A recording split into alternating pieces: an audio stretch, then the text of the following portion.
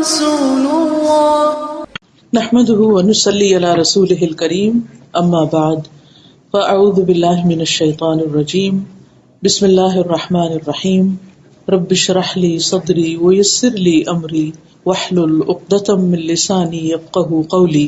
السلام علیکم ورحمۃ اللہ وبرکاتہ۔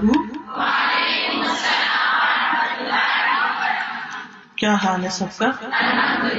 الحمدللہ۔ آپ سب کو دیکھ کے بہت خوشی ہو رہی ہے۔ اللہ تعالیٰ آپ کو خوش رکھے اور آج کی اس مجلس میں ہمیں بہترین باتیں سیکھنے کی توفیق عطا فرمائے، جس سے ہم واقعی اللہ سبحانہ تعالیٰ کی رضا حاصل کر سکیں۔ کثرت سے درود پڑھنا۔ رسول اللہ صلی اللہ علیہ وسلم نے فرمایا، جمعہ کے دن اور جمعے کی رات کو کثرت سے مجھ پر درود پڑھا کرو، بس جو آدمی مجھ پر ایک دفعہ درود بھیجے گا اللہ اس پر 10 رحمتیں نازل کرے گا۔ اللہم صلی علی محمد۔ رسول اللہ صلی اللہ علیہ وسلم نے فرمایا، تمہارے افضل دنوں میں سے جمعے کا دن ہے۔ اسی دن آدم علیہ السلام پیدا کیے گئے، اسی دن ان کی روح قبض کی گئی، اسی دن سور پھونکا جائے گا اور اس دن سب لوگ بے ہوش ہوں گے، اس لیے اس دن مجھ پر کثرت سے درود بھیجا کرو، کیونکہ تمہارا درود مجھ پر پیش کیا جاتا ہے۔ کہتے ہیں لوگوں نے پوچھا، یا رسول اللہ، ہمارا درود آپ پر کس طرح پیش کیا جائے گا جبکہ آپ کا جسم بوسیدہ ہو چکا ہوگا؟ تو آپ نے فرمایا، بے شک اللہ عز و جل نے انبیاء کے جسموں کو زمین پر حرام کر دیا ہے، یعنی فرشتوں کے ذریعے آپ تک درود پہنچایا جاتا ہے۔ انبیاء کے جسموں کو مٹی نہیں کھاتی، صحیح سلامت ہوتے ہیں ان کے جسم۔ سورۃ الکہف پڑھنا۔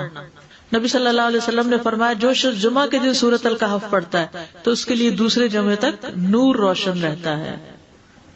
غسل کرنا۔ ہر بالغ پر جمعہ کے لیے جانا ضروری ہے، اور ہر وہ شخص جس پر جمعہ کے لیے جانا ضروری ہے اس پر غسل ہے، یعنی اس کو لازمی غسل کرنا چاہیے، اللہ ہی کہ کوئی مجبوری ہو۔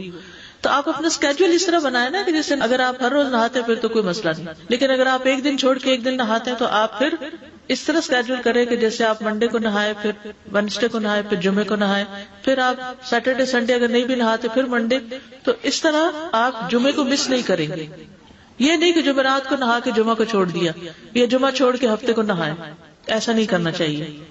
علماء نے غسل کے حکم کے بارے میں اختلاف کیا، بعض تو کہتے ہیں یہ واجب ہے، یعنی فرض کے درجے میں ہے، اور جمہور علماء یہ کہتے ہیں کہ مستحب ہے، پسندیدہ ہے، افضل عمل ہے۔ حدیث میں آتا ہے، جس نے جمعے کے دن وضو کیا اس نے اچھا کیا، اور جس نے غسل کیا تو یہ افضل ہے۔ صفائی میں مبالغہ ہوتی نا، ویکلی صفائی آپ کو کرنی ہوتی ہے، یعنی جیسے ناخن وغیرہ کاٹتے ہیں یا پھر اپنے زائد بال وغیرہ اتارتے ہیں، تو یہ سب چیزیں اگر جمعے کے دن ہو تو زیادہ بہتر ہے۔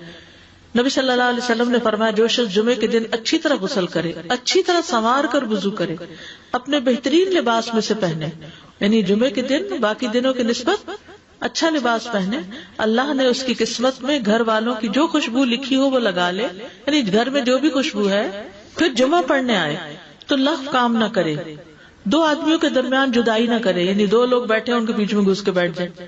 اس جمعے اور دوسرے جمعے کے درمیان کے پورے ہفتے کے گناہ معاف کر دیے جاتے ہیں۔ پھر مسواک کرنا۔ جمعے کی سنتیں بتاتے ہوئے آپ نے فرمایا، اور تم پر مسواک کرنا لازم ہے۔ اچھا لباس پہننا۔ نبی صلی اللہ علیہ وسلم نے فرمایا، اگر ممکن ہو تو جمعہ کے لیے اپنے کام کاج کے کپڑوں کے علاوہ 2 کپڑے اور بنا رکھنے میں کیا حرج ہے؟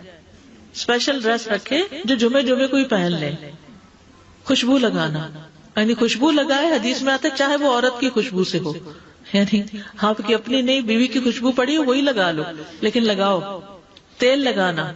جو شخص جمعہ کے دن غسل کرے اور جس قدر ممکن ہو پاکیزگی حاصل کرے اور اپنے تیل میں سے تیل لگائے یا اپنے گھر کی خوشبو میں سے خوشبو لگائے، پھر نکلے کہ 2 آدمیوں کے درمیان تفریق نہ کرے، جتنی مقدرہ نماز پڑھ لے، اور جب امام بات کرے تو خاموش رہے، اس جمعے سے لے کر دوسرے جمعے تک اس کے گناہ بخش دیے جاتے ہیں۔ جمعہ کا وقت۔ سورج ڈھلتے ہی جمعہ پڑھنا۔ سورج ڈھلتے ہی جمعہ پڑھنا، اول وقت جمعہ پڑھنا، بہت لیٹ نہیں کرنا چاہیے۔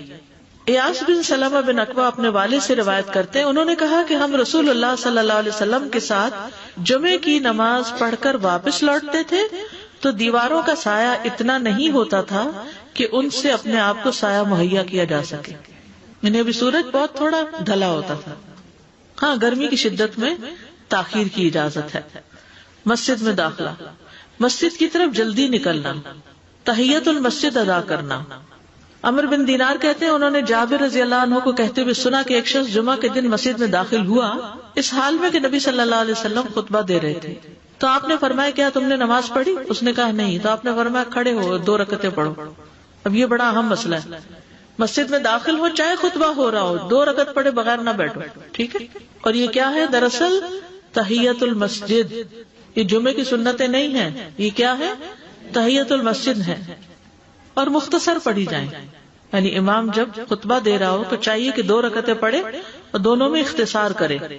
نماز سے قبل ہلکا بنانے کی ممانعت. مثلا آپ جلدی چلے گئے تو یہ نہیں کہ ایک گروپ بنا کے آپس میں گپ شپ شروع کر دیں. نہیں, سیدھے ہی لائنوں میں بیٹھیے. انتظار کا وقت کیسے گزاریں گے؟ نفل پڑھ کے بیٹھ گئے, ذکر اذکار کریں, قبلے کی طرف رخ کر کے لائنوں میں بیٹھے. ہلکا نہیں بنائے, بیٹھ کے خرید و فروخت نہیں کریں. تاخیر سے آنے پہ گردنیں پھلانگ کے نہ آگے جائیں. رسول اللہ صلی اللہ علیہ وسلم نے فرمایا ٹیک لگا کے مت کھاؤ. یہ عام ایک ادب بتایا, یعنی اس طرح ٹیک لگا کے نہیں کھاؤ. کھانے کے وقت سیدھے ہو جاؤ. چھنے ہوئے آٹے کی روٹی نہ کھاؤ, میدا. مسجد میں کوئی جگہ مقرر نہ کرو کہ یہ میری جگہ ہے, آپ کیوں آج یہاں کھڑی ہو گئی, کہ تم اسی میں ہی نماز پڑھو. کچھ لوگ ہوتے ہیں نا آ کے مخصوص جگہ ہی پڑھتے ہیں, اگر کوئی اور وہاں ڈسٹرب ہو جاتا ہے. اور جمعہ کے دن لوگوں کی گردنیں نہ پھلانگو, ورنہ اللہ تمہیں قیامت کے دن لوگوں کے لیے پل بنا دے گا. کیونکہ بہت اذیت کی بات ہے نا, بیٹھے ہیں لوگ باقاعدہ بعض اوقات کندھوں پہ ہاتھ رکھ کے اس کو تنگ کر اس کو تنگ کر. تو یہ نہیں کرنا چاہیے. اگر آپ کو اٹھنا بھی پڑ گیا بیچ میں تو واپسی پہ پیچھے کھڑے ہو جائیے, اگلی لائن مل جائے گی. جی یہ تو بہت ضروری بات آپ نے کی کہ جب لوگ مسجد آئے تو پہلی صف میں بیٹھے, یعنی پہلی چھوڑ کے آخری میں بیٹھ جائیں اور پھر لوگ ان کی گردنیں پلانگتے رہیں, دوسروں کے لیے فتنہ بننا. جابر بن عبداللہ رضی اللہ عنہ سے روایت ہے کہ جمعے کے دن رسول اللہ صلی اللہ علیہ وسلم خطبہ ارشاد فرما رہے تھے کہ ایک آدمی مسجد میں داخل ہوا, وہ قریب آ کر بیٹھنے کے لیے لوگوں کے اوپر سے گزرنے لگا. رسول اللہ صلی اللہ علیہ وسلم نے فرمایا بیٹھ جاؤ, تحقیق تم نے لوگوں کو تکلیف پہنچائی اور دیر سے آئے. یہ عربی کے الفاظ بڑے خوبصورت ہیں. اجلس فقد آذیت و آنیت, کتنی جامع زبان ہے یہ. اجلس فقط آذیت, تو نے اذیت دی, و آنیت, اور دیر سے آئے. تو اس سے منع کیا گیا. کسی کو اس کی جگہ سے نہ اٹھانا. جابر رضی اللہ عنہ نبی صلی اللہ علیہ وسلم سے روایت کرتے ہیں, آپ نے فرمایا تم میں سے کوئی شخص جمعہ کے دن اپنے بھائی کو کھڑا نہ کرے کہ پھر دوسری طرف سے آ کر اس کی جگہ پہ خود بیٹھ جائے, بلکہ جو آئے وہ کہے جگہ کشادہ کرو, ہمارے لیے بھی جگہ بناؤ, یہ کہے. خطبہ جمعہ اور اس کے آداب. خطبہ جمعہ کی اہمیت. جب اذان ہو جائے تو کیا کرے انسان؟ مسجد کی طرف دوڑ پڑے. تو مسجد میں جماعت تو نہیں ہو رہی ہوگی, پہلے کیا ہو رہا ہوگا؟ خطبہ ہو رہا ہوگا. امام کے خطبے سے پہلے سلام کرنا. نبی صلی اللہ علیہ وسلم جب ممبر پر چڑھتے تو حاضرین کو السلام علیکم کہتے. امام کا کھڑے ہو کر خطبہ دینا. رسول اللہ صلی اللہ علیہ وسلم کھڑے ہو کر خطبہ دیتے, پھر بیٹھ جاتے, پھر کھڑے ہوتے اور کھڑے ہو کر خطبہ دیتے, یعنی بیچ میں تھوڑا سا بیٹھ بھی جاتے تھے. جس نے تمہیں یہ خبر دی کہ آپ بیٹھ کر خطبہ دیتے تھے تو تحقیق اس نے جھوٹ بولا. بس یقیناً اللہ کی قسم میں نے آپ کے ساتھ 2000 سے زائد نمازیں پڑھی ہیں, یعنی جن میں بہت سے جمعے بھی آئے ہیں, تو ایسا کچھ نہیں. امام کا 2 خطبے دینا, یعنی کھڑے تھے پہلے, پھر ذرا بیٹھ گئے, پھر دوسری دفعہ اٹھے, تو یہ 2 خطبے ہو گئے. مختصر خطبہ دینا. آپ کے خطبات چند کلمات ہوا کرتے تھے, بہت لمبی تقریریں نہیں. آپ کا خطبہ درمیانہ ہوتا تھا. نبی صلی اللہ علیہ وسلم نے فرمایا آدمی کا نماز کو لمبا کرنا اور خطبے کو مختصر کرنا اس کی سمجھداری کی علامت ہے. بس نماز لمبی کرو, خطبہ مختصر کرو, کیونکہ بعض بیان جادو جیسا اثر رکھتے ہیں, یعنی تھوڑے بھی بات کرو گے تو دل میں چلی جائے گی. نماز پہ زیادہ توجہ. نبی صلی اللہ علیہ وسلم کا خطبے میں سورۃ قاف پڑھنا. حارثہ بن نعمان کی بیٹی سے روایت ہے, کہتی ہے کہ میں نے سورۃ قاف رسول اللہ صلی اللہ علیہ وسلم سے سن کر حفظ کر لی. آپ ہر جمعے کو خطبے میں پڑھا کرتے تھے. سامعین کا امام کی طرف رخ کرنا, یعنی جمعے کے دن یہ نہیں کہ آپ کرسی لگا کے کسی اور طرف منہ کر کے بیٹھ جائیں اور جب جماعت ہو تو پھر صف میں کھڑے. نہیں, آپ صف میں بیٹھے ہو, کس طرف وہ ہو؟ قبلہ رخ ہو. امام سامنے ہی ہوگا نا قبلے کی طرف. ایک صحابی کہتے کہ جب آپ ممبر پہ چڑھتے تو ہم اپنے چہروں کے ساتھ آپ کی طرف متوجہ ہوتے, ادھر ادھر نہیں دیکھتے تھے خطبے کے دوران. امام کے قریب بیٹھنا. اللہ کے نبی صلی اللہ علیہ وسلم نے فرمایا ذکر میں حاضر ہوا کرو, یعنی خطبہ میں, اور امام کے قریب بیٹھا کرو. بے شک آدمی دور ہوتا رہتا ہے حتیٰ کہ وہ جنت میں بھی پیچھے ہی ہوگا, اگرچہ وہ اس میں داخل بھی ہو جائے. تاخیر کی اتنی مذمت ہے. خاموشی سے خطبہ سننا یعنی بات نہیں کرنی چاہیے, کوئی اہم بات بھی نہیں پوچھنی چاہیے. ابن مسعود سے روایت ہے کہ انہوں نے ابی ابن کعب سے قرآن کی کسی آیت کے بارے میں سوال کیا جبکہ اللہ کے نبی خطبہ دے رہے تھے, تو انہوں نے اعراض کیا اور کوئی جواب نہ دیا. پھر جب آپ نے نماز پڑھائی تو ابی کہنے لگے تمہارا جمعہ ہی نہیں ہوا. تو ابن مسعود نے رسول اللہ صلی اللہ علیہ وسلم سے پوچھا تو آپ نے فرمایا ابی نے سچ کہا, کوئی بات کرنے کی اجازت نہیں, یہ کہنے کی بھی کہ چپ ہو جاؤ یہ بھی اجازت نہیں. عبداللہ بن مسعود کہتے کہ جب امام جمعہ کے لیے آ گیا پھر تمہارا اپنے ساتھی سے یہ کہنا کہ خاموش رہو لغویت کے لیے کافی ہے, یہ بھی لغو بات ہے. کوئی لغو حرکت نہ کرنا, کنکریوں سے نہ کھیلنا, فون سے نہیں کھیلنا, میسجز چیک نہیں کرنا, انگلیوں میں انگلیاں ڈال کے پٹاخے نہیں بجانا, گوٹ مار کے نہیں بیٹھنا. گوٹ مار کے کیسے بیٹھتے ہیں؟ گھٹنے اوپر کر کے اور یوں ایسے گھٹنوں کے گرد ہاتھ ڈال کے. کئی دفعہ ایسے نظر آتا ہے کہ خطبے میں لوگ اس طرح بیٹھے ہوتے ہیں کیونکہ پتہ نہیں ہے. یعنی آپ چوکڑی مار سکتے ہیں. آپ سب سے افضل پوزیشن تو یہ ہے کہ جیسے نماز کے اتحیات میں ہم بیٹھتے ہیں, لیکن کچھ لوگ اس طرح بیٹھ نہیں سکتے, چلے کرسی میں بیٹھ جائیں. اگر کرسی نہیں ہے نیچے بیٹھے ہیں تو چوکڑی مار کے بیٹھ جائیں, مگر ٹانگیں اس طرح پیٹ کے ساتھ لگا کے گھٹنوں پہ ہاتھ کو بل دے کے اس طرح نہیں بیٹھے. اگر مجبوری ہے تو وہ اور بات ہے, لیکن یہ کہ بلا وجہ نہیں کرنا چاہیے کیونکہ ادب کے خلاف ہے. اونگ آنے پر جگہ بدلنا. نبی صلی اللہ علیہ وسلم نے فرمایا اگر جمعہ کے دن کسی کو مسجد میں اونگ آنے لگے تو اپنی اس جگہ کو دوسری جگہ سے بدل لے. کہ بعض اوقات ایسا ہوتا ہے نا خطبے کے وقت بڑی سکینت ہوتی ہے اور آخری خطبہ تو آپ نیند میں ہی سنتے ہیں. نماز جمعہ کی رکعت 2 رکعت ہے فرض بس. جمعہ کی نماز 2 رکعتیں ہیں اور ان دونوں میں قرات ہوتی ہے. نبی صلی اللہ علیہ وسلم جمعے میں سب اسم ربک الاعلی اور حل اتاک حدیث الغاشیہ پڑھتے. کبھی جمعہ اور عید کٹھے ہو جاتے تب بھی دونوں نمازوں میں یہی سورت پڑھتے تھے. ٹھیک ہے. اسی طرح صبح کی نماز میں جمعے کے دن الف لام میم التنزیل اور حل اتی علی الانسان کی قرات کرتے اور نماز جمعہ میں سورۃ الجمعہ اور منافقین کی تلاوت کرتے. یعنی یہ بھی ملتا ہے. فرض کے بعد 2 رکعت پڑھنا. عبداللہ بن عمر سے روایت ہے انہوں نے رسول اللہ صلی اللہ علیہ وسلم کی نفل نماز کو بیان کیا اور کہا کہ آپ جمعے کے بعد کوئی نفل نماز نہیں پڑھتے تھے حتیٰ کہ واپس تشریف لے جاتے, پھر اپنے گھر میں 2 رکعت پڑھتے تھے. اب جو لوگ گھر نہیں جاتے تو پھر وہیں پر وہ پڑھ لیتے ہیں, ورنہ آپ صلی اللہ علیہ وسلم اپنی سنتیں وغیرہ گھر میں پڑھتے تھے. اور اسی طرح 4 بھی پڑھی جا سکتی, 2 بھی ہیں 4 بھی ہیں. آپ صلی اللہ علیہ وسلم نے فرمایا جب تم میں سے کوئی جمعہ پڑھ چکے تو اس کے بعد 4 رکعتیں پڑھے, یہ آپ کا حکم ہے. تو جب آپ کا 2 چیزیں ہوتی ہیں سمجھنے کے لیے, ایک آپ کا فعل ہوتا ہے اور ایک آپ کا حکم ہوتا ہے. تو ہمارے لیے کیا ہے جو آپ کا حکم ہو. جمعے کے بعد کوئی اور نماز پڑھنے سے پہلے گفتگو کرنا, یعنی سنت پڑھنے سے پہلے گفتگو کرنا. اسما بن مالک سے مرفوعاً روایت ہے کہ جب تم میں سے کوئی آدمی جمعہ کی نماز پڑھے تو اس کے بعد اس وقت تک کوئی نماز ادا نہ کرے جب تک کسی سے کلام نہ کرے یا اس جگہ سے نکل نہ جائے. پہلے منع تھا, اب کوئی نہ کوئی بات کر لینی چاہیے. نہیں سمجھ آئی؟ یعنی جمعہ پڑھ لیا آپ نے اور پھر کسی سے آپ سلام دعا کر لیں, اس کے بعد سنت پڑھیں یا نفل جو بھی. ٹھیک ہے. اور گھر جانا تو گھر جا کے پڑھیں, اور اگر گھر نہیں جانا کام پہ جانا تو ادھر ہی پڑھ کے چلے جائیں. کتنا پیارا ہے ہمارا دین کہ اتنا لمبا بھی چپ کا روزہ نہیں رکھوایا. بالکل. عاصم سے روایت ہے, وہ ابو قلابہ سے نقل کرتے ہیں, میں نے ان کے ساتھ جمعہ کی نماز پڑھی. جب میں نے اپنی نماز پوری کر لی انہوں نے میرے ہاتھ کو پکڑا اور میری جگہ پر کھڑے ہوئے اور مجھے اپنی جگہ پہ کھڑا کیا. وہ جو ہم چینج کرتے ہیں نا جگہ, وہ اس کی بات ہو رہی ہے. یعنی جمعے کے بعد کوئی اور نماز پڑھنے سے پہلے بات بھی کر لینا, جگہ بھی تبدیل کرنا. لیکن اگر کچھ لوگ پہلے سے ہی آپ کی سنتیں شروع کر چکے اور کوئی چینج کرنے والا نہیں تو پھر پڑھ لیجیے. یعنی یہ مستحب اعمال ہے, ان میں ایسا نہیں کہ کوئی گناہ لازم ہو جائے گا, لیکن افضل یہ ہے, افضل سے اجر زیادہ ہو جاتا ہے. جمعہ کے دیگر احکام, 1 رکعت پانے پر بھی جمعہ ادا ہو جاتا ہے. یعنی اگر کسی کو رش مل گیا, پارکنگ نہیں ملی اور 1 رکعت میں بھی پہنچ گیا تو جمعہ ہو گیا. امام سے دعا کا کہنا.